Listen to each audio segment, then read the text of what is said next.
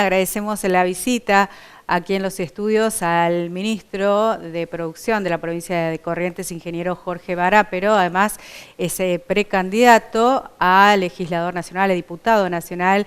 Este próximo domingo vamos a ir a votar a las primarias simultáneas y obligatorias, y allí se van a definir, bueno, los candidatos a legisladores nacionales. Bienvenido, gracias por su visita. Bueno, muy buen día y muchas gracias por invitarme.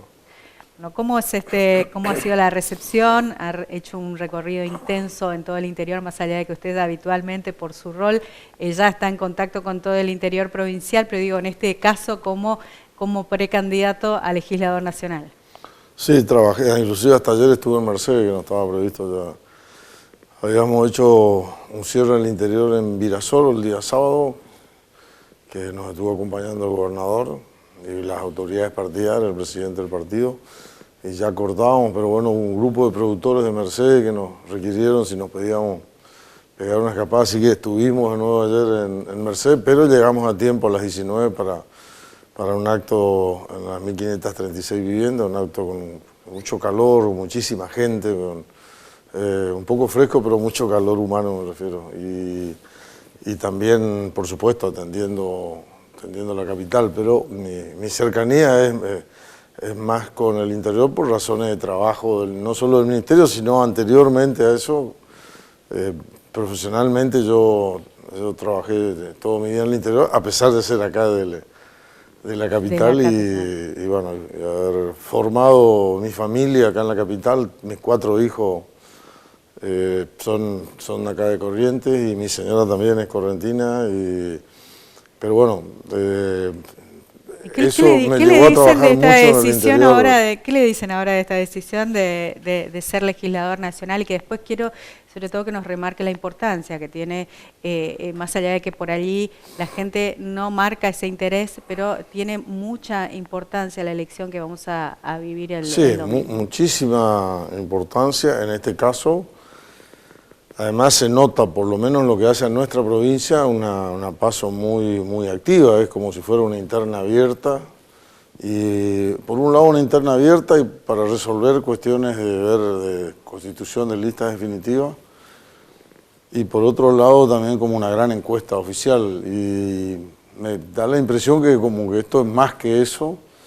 La verdad que fue muy intensa, por lo menos en lo que hace a nuestra provincia, es lo que se ha observado. De todas maneras, yo la primera vez que soy candidato siempre me dediqué en el ámbito de la gestión y apoyar a otros candidatos durante estos 10 años que estoy en el ministerio, apoyar con acciones, con distintos tipos de actividades, y desde la gestión, bueno, la primera vez que de golpe me toca estar como candidato, una cosa más rara al principio, pero la verdad que ya estamos corto una campaña, no más de 5 semanas de trabajo intenso, y ya estamos en formato de campaña y bueno, la segunda etapa ya con las listas definitivas, cuando seamos, hoy en realidad somos precandidatos, cuando seamos candidatos definitivamente, seguramente va a ser más intensa en lo político, no al principio, pero a medida que vayamos acercándonos a octubre, porque es mucho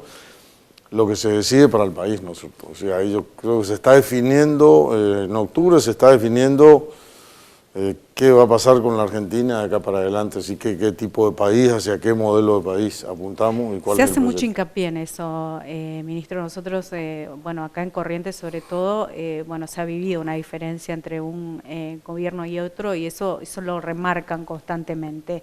Sí, fundamentalmente, además yo fui 6 años ministro con el gobierno anterior y voy para el 4.º año en el caso de esta gestión, diferencia muy clara.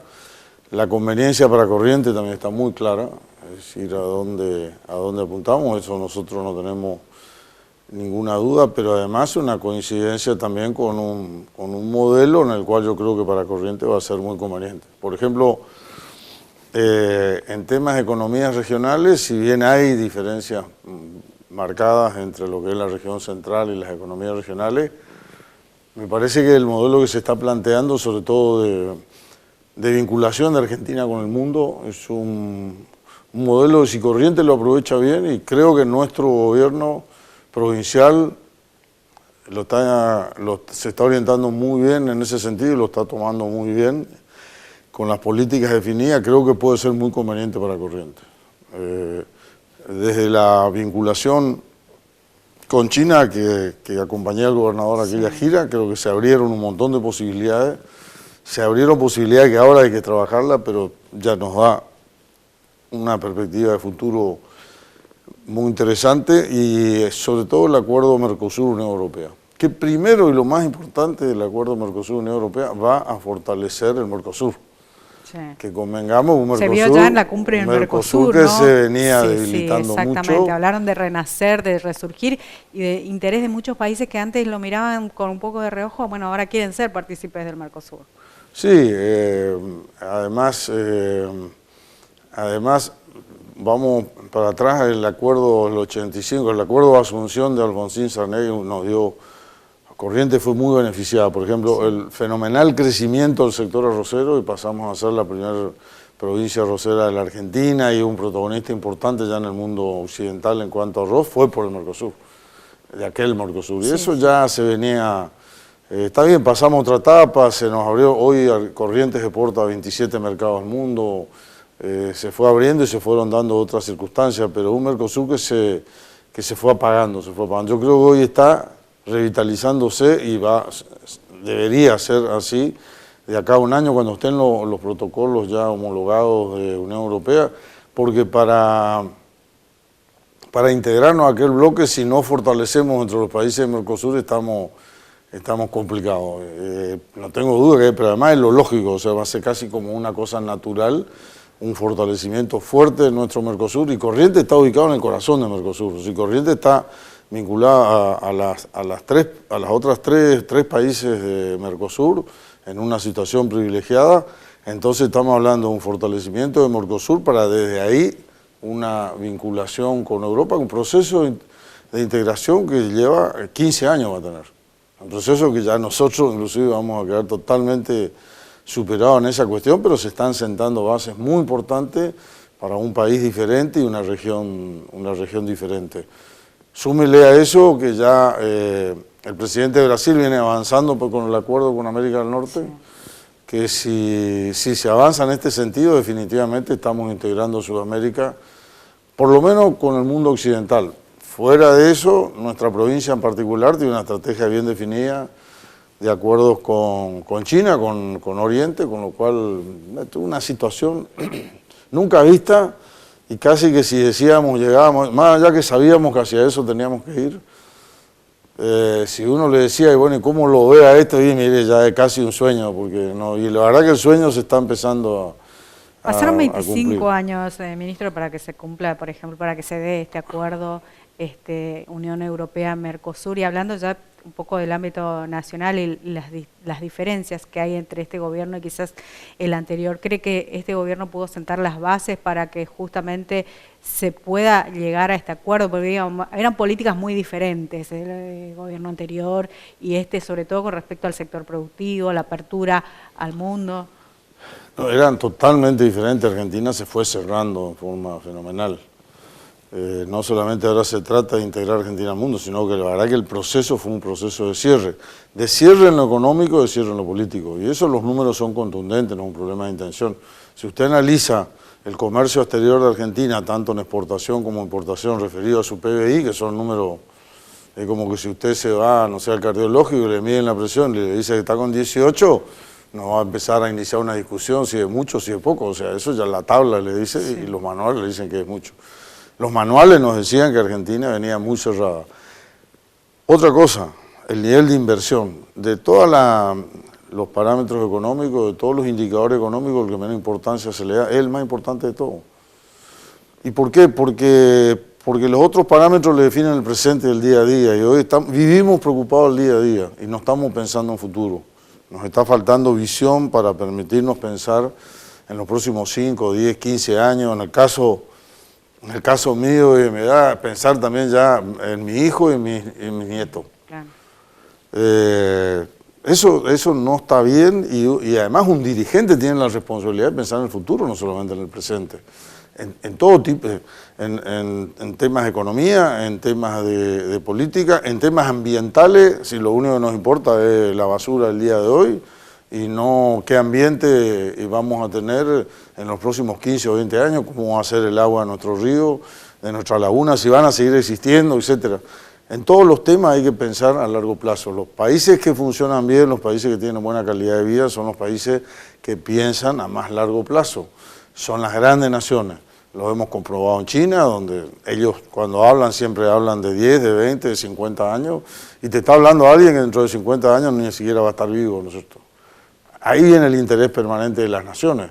Y está muy claro eso. Y Argentina me parece que nos mal acostumbramos a pensar demasiado en el cortoplacismo. Tenemos que ir más para adelante y animarnos a pensar. Lo que hay que tener claro, la visión hacia dónde queremos ir y qué país queremos tomar y trabajar sobre esa cuestión y no tanto en temas coyunturales. ¿Le preocupa que en esta, sobre todo ya de cara a las elecciones nacionales de octubre, ¿no?, donde uno va a elegir presidente, tengamos dos visiones tan diferentes de la Argentina? Porque en definitiva eso dificulta la continuidad de los proyectos a largo plazo, ¿no? Sí, en realidad creo que en términos de sintonía de campaña se quiere demostrar como que en realidad es otra visión ahora y es distinto. Yo no veo por qué va a ser distinto, digamos. Es más, creo que puede llegar a agudizarse. El candidato principal, el principal Fernández, como que está para mostrar que es algo diferente, porque me parece que era algo que mostraba alguna diferencia. Ahora, ¿qué poder va a tener para hacer algo diferente? Cuando nosotros vemos los componentes de las listas, cómo se integraron, la más importante de todas en la provincia de Buenos Aires, vemos que en realidad hay un formato. No se trata ni siquiera de que organizaciones que apuntan hacia otra cuestión y a otro tipo de país van a tener influencia. En realidad yo creo que van a ser el gobierno, si fueran a ganar los dos Fernández. No van a tener influencia, van a ser el gobierno, perfecto. Entonces hay que mirar qué modelo propone y ese es el modelo que vamos a tener. Listo, si nos gusta, perfecto, ahí está nuestra... Eso sería volver atrás de todo lo que se ahí está estará haciendo la opción de la gente, pero no nos confundamos, es decir, todo el modelo que se está proponiendo. Y fundamentalmente por sobre todas las cosas, y por supuesto que acá el domingo el ciudadano que entre a votar en las PASO y luego en octubre, fundamentalmente centrado sobre qué fórmula presidencial vota, nosotros, pero desde Corrientes hay que defender también Corrientes, hay que defender las posiciones y también no es menor el compromiso que nuestro gobierno ha venido teniendo con Corrientes permanentemente, ha defendido los intereses de Corrientes. Y no hay una gran diferencia con las provincias de la región cuando nosotros vinimos castigados durante 8 años o casi 10. En el caso mío me tocó 6 años y a mí no me la contaron, o sea, yo la vi de cómo fuimos tratados. Las provincias vecinas hoy en este momento no están siendo tratadas como nosotros fuimos tratados y además me parece muy bien porque lo que no le gusta que le hagan a uno tampoco me parece que sería bueno, no es de buena persona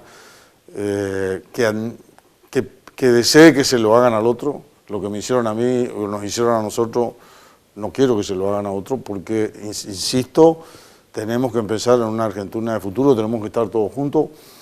Muchos de los problemas de Corrientes son problemas regionales y se arreglan con un enfoque regional, no es solamente, no es solamente un problema de la provincia, tenemos que estar de acuerdo con los legisladores y con los gobiernos de las 4 provincias para avanzar en la solución, ya sea en algunos casos son temas en NEA, otros son mesopotámicos, por ejemplo en los temas productivos, los temas vinculados a la forestación, al citrus, son básicamente un tema de las 3 provincias de la Mesopotámica, otros en infraestructura, fundamental en las provincias de la región NEA.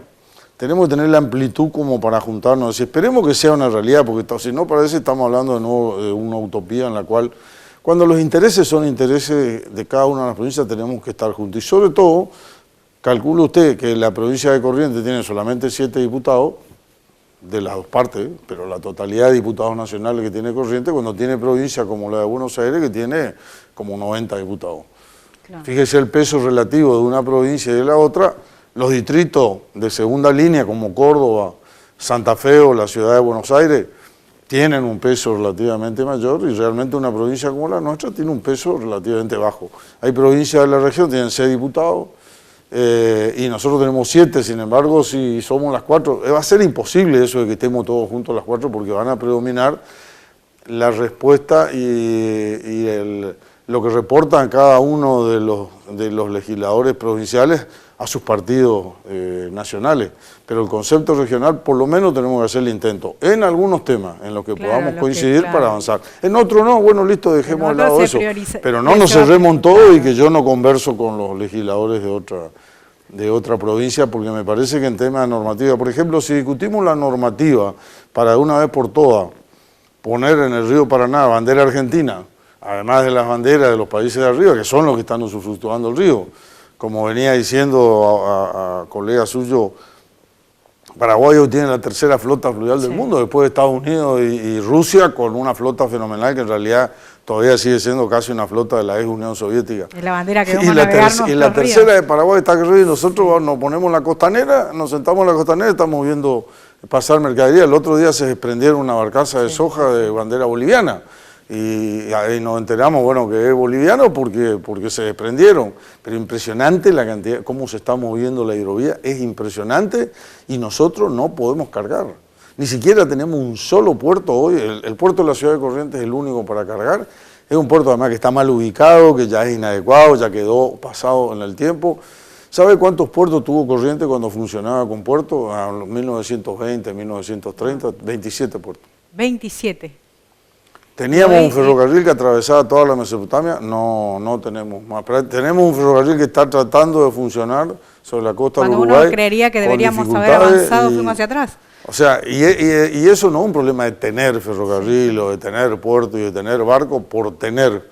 Yo sé por qué estoy diciendo que es importante tener. Los costos y logística. Yo sé y lo voy a plantear en la Nación y en la legislatura nacional cuando estamos hablando de normativa. No podemos seguir desaprovechando nuestra hidrovía. Yo sé por qué lo estoy diciendo, porque además tengo los estudios, tenemos los números, tenemos la consistencia para llevar el nivel de discusión y no solamente ir a la legislatura y ubicarnos los blancos y los negros de un lado y no hay matices. Me parece que tenemos que...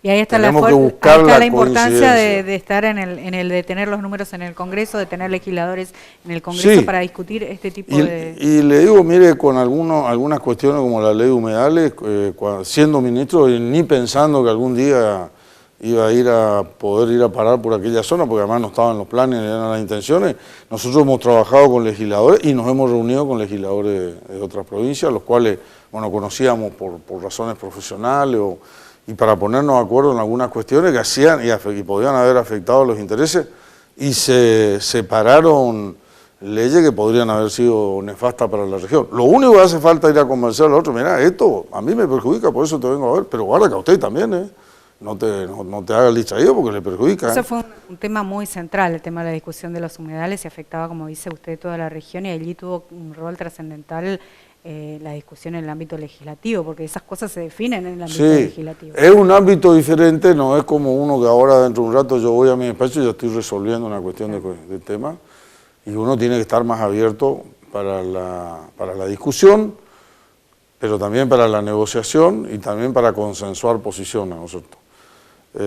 Van a haber temas álgidos en los cuales van a haber grandes diferencias, pero que son fundamentales para la reforma estructural de la Argentina, como leyes vinculadas a la forma en que estamos pagando impuestos, y no es que en una ley se define cuánto se va a pagar y cuál va a ser la carga impositiva. Eso es un tema del Ejecutivo, no del Legislativo, pero sí qué tipo de impuestos se va a pagar.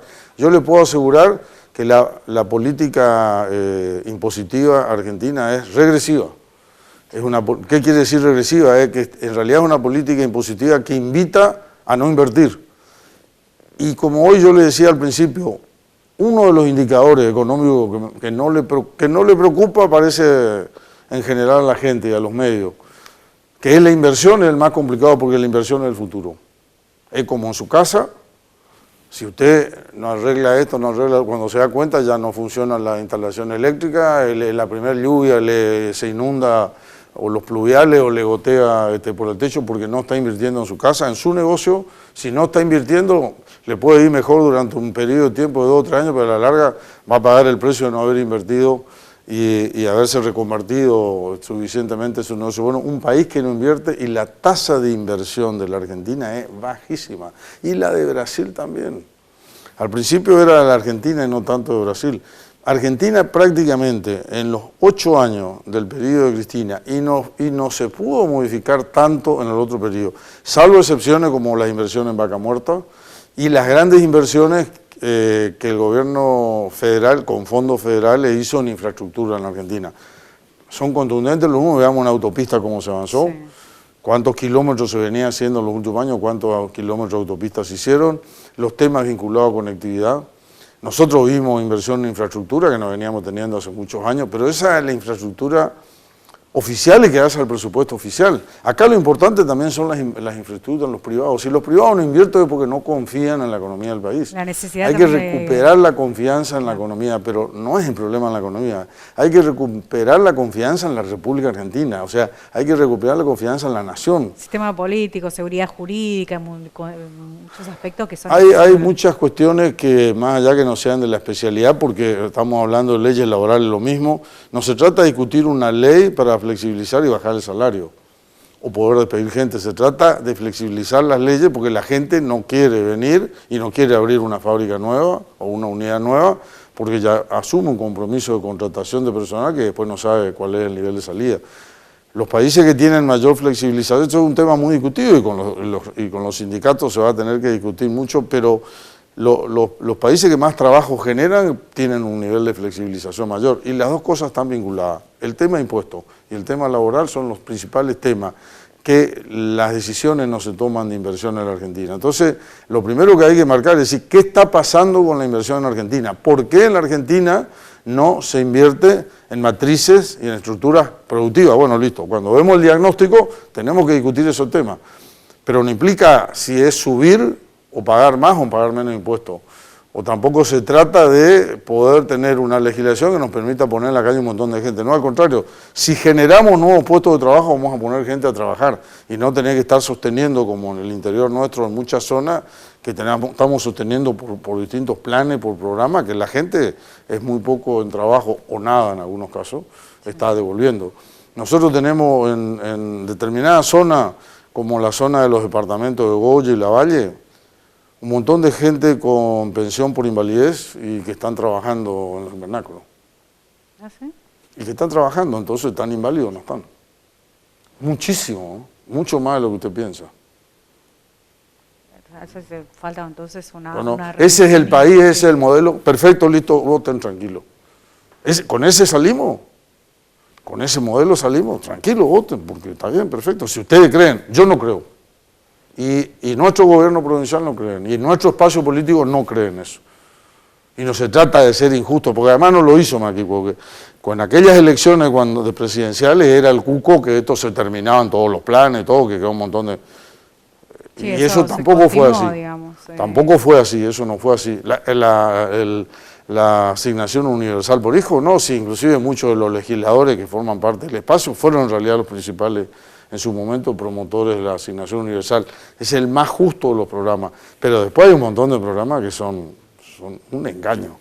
Entonces no puede estar gente con habilidad de trabajar, chicos de 35 años jubilados por invalidez, van, trabajan, terminan a las 5 de la tarde y después se van a jugar fútbol y son inválidos. Que me parece y son inválidos, y yo lo vi, señorita, yo lo veo, porque además mi trabajo en el interior no es acá. No sé cómo es el tema de planes, mucho en la capital, pero yo le puedo asegurar que eso existe, eso es permanente. Y no es un número despreciable. Y son los números que pagamos los argentinos justamente a través de los impuestos después, ¿no? Así que el trabajo, el esfuerzo, yo creo que es la única forma, te ganarás el pan con el sudor de tu frente, que un viejo dicho que en realidad no es un dicho del cristianismo del occidental, sino un viejo dicho de los chinos. Ese dicho tiene más de 6.000 años. Además, me parece también, ministro, crear las condiciones para que aquel que tenga ganas de trabajar tenga un trabajo digno, con un salario digno, y eso se crea también a partir de la inversión privada, generar las condiciones para que vengan a invertir, generar fuentes de trabajo y dar una calidad digna. Es fundamental la inversión productiva. Puede ser la privada, tenemos casos nuestros que, Por ejemplo, estamos para inaugurar ya próximamente una planta de jugo en no solo estar especulando con el empleo estatal, porque eso... No, por supuesto, sí, claro. pero hay herramientas interesantes como el fideicomiso, ese que constituimos con la cooperativa de Mocoretá, que estamos permitiendo destrabar un eslabón que nos faltaba para un plan estratégico del desarrollo de la citricultura en el sudeste de la provincia. Y sin embargo, pero no lo va a manejar el Estado. Se constituye un fideicomiso, se hace un leasing, los productores lo van a ir pagando, el día que terminen de pagar va a ser de ellos. Mientras tanto, la provincia tiene el 80%. Ese tipo de cosas es muy común, inclusive en China. O sea, hay un desarrollo de la inversión privada, pero la inversión pública es muy importante, pero no una inversión pública improductiva.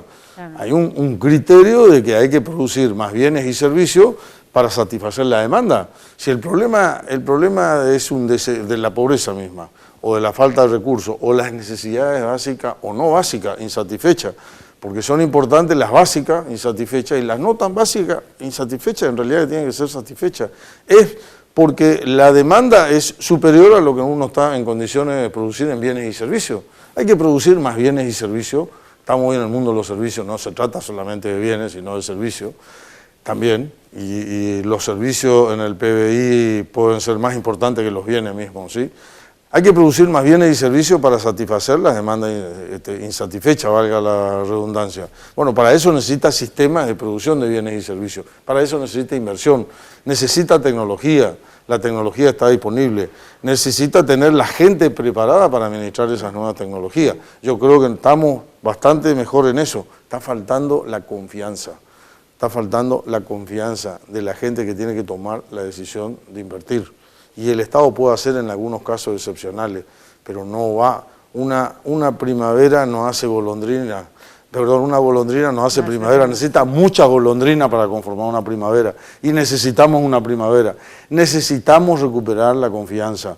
Necesitamos ahora... me parece que ya con los parámetros que llevamos, con más de 10, 12 años en esta cuestión, evidentemente no hay confianza en el sistema. Tenemos que modificar de una vez por todas, no podemos volver para atrás, no podemos ir para el pasado. Ministro, por último, bueno, reitérenos, ECO Junto por el Cambio, lista verde este próximo domingo, bueno, y la invitación a la ciudadanía, destacar la importancia que tiene esta selección. Sí, nosotros estamos invitando a votar por la lista verde 502 en lo que hace a candidatos a diputados nacionales, la 135 para presidente, que llevamos en realidad 3 listas de diputados nacionales, la misma lista para presidente, la nuestra todas son las 502 en realidad, la nuestra es la 502A. Y es la verde, lo más importante es la verde. Nuestro color es el verde y bueno, va a estar nuestra cara, la de Fernández Aful, la de Susanita Benítez, la actual ministra de Educación, que es la que levanta un poco la imagen de nuestra lista. La mujer presente allí. Y bueno, eso creo que es fácilmente identificable y esa es nuestra lista. Pero más allá de eso, después del domingo se va a terminar de conformar la lista definitiva, lo que es, ya no va a ser más A, B, C, va a ser 502, la lista definitiva, y esa va a ser la lista que todos, las 3 actuales listas vamos a estar apoyando, porque vamos a estar todos juntos. Ahora 2 integrantes de esa lista con 2 temas muy importantes. Usted por un lado del ámbito productivo y educación, Susana Benítez, son 2 Sí, hay una jugada importante, una apuesta importante del gobierno provincial, con lo cual me parece que claramente esta lista oficialista, sí, estamos encabezando 2 ministros del Poder Ejecutivo. Es un compromiso muy importante con esa lista, por supuesto, del gobierno provincial y de Gustavo Valdés.